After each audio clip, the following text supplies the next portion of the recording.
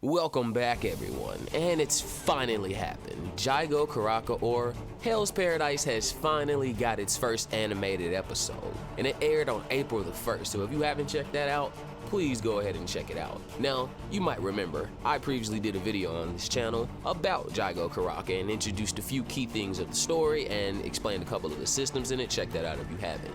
So, today, I'm going to be telling you everything you need to know about Jigokuraku. The first thing you need to know is that this is a seinen. That means that it is geared towards usually young adults 18 and up. And I'm here to tell you that that is the case because this is going to be a very gruesome anime. Jigokuraku is a battle royal style anime set on a thought to be abandoned island. The fighters, a collection of ronin serving as the guards to death row criminals who all, through various circumstances, have received the death penalty from the shogun. They all fight for a pardon by finding the elixir of life.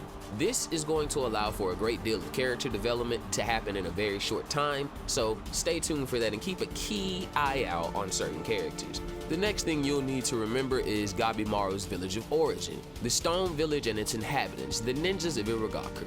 They are pretty much child soldiers, as Gabimaru was taken as a baby from his parents, whom the village chief likely just murdered on a mission, and the stone ninjas are known as ruthless and highly effective assassins, all known for not possessing any attachments to the normal world, and said to be immortal, capable of even ninjutsu, which Gabimaru does display.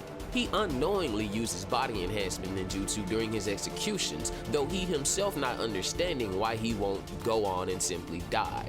An official scribe appears and begins to take down Gabimaru's story, and this leads to what I would call Gabimaru and his motivations. Gabimaru married the chief of the Stone Village's daughter, yet was betrayed by them.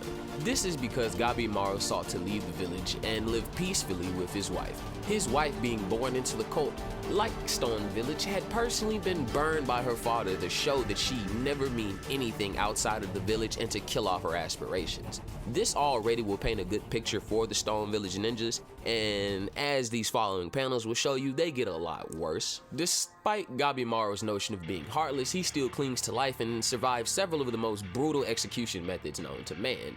This is because he still loves his wife, because she showed him that he is not hollow, and only through the introduction of Shigiri is a legitimate threat to Gabimaru's life presented, and this is when he officially decides to resist execution. His executioner being Shigiri of the Asaemon.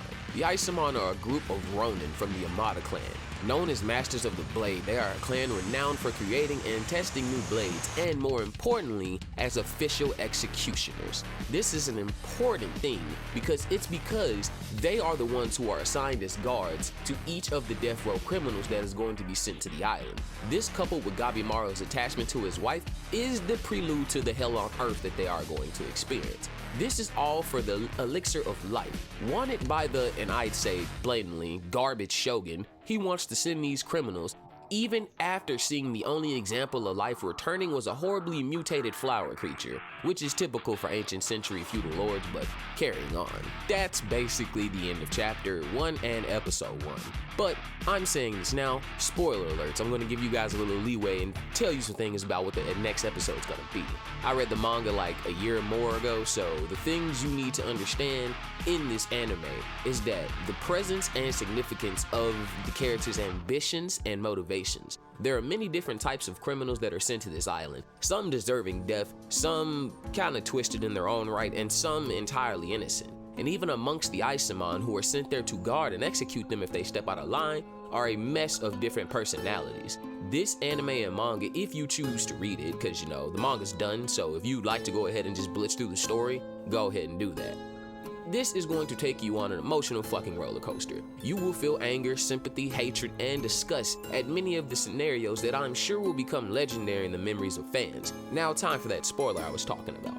In the next episode, we're gonna get a detailed explanation of exactly why the Shogun is sending these men out, even though it's gonna be kinda capped. And then we're going to get the first bit of Battle Royal, because they're going to try and cull the numbers of the prisoners, which is again an act of cruelty from the Shogun. But we'll get to see a very twisted scene of Gabimaru completely dismembering several men. Though we do learn that Gabimaru doesn't really like to kill. It's more so he will kill if people are trying to kill him. And in essence, Gabimaru is kind of more of a loving soul because of his wife, outside of him trying to get missions done.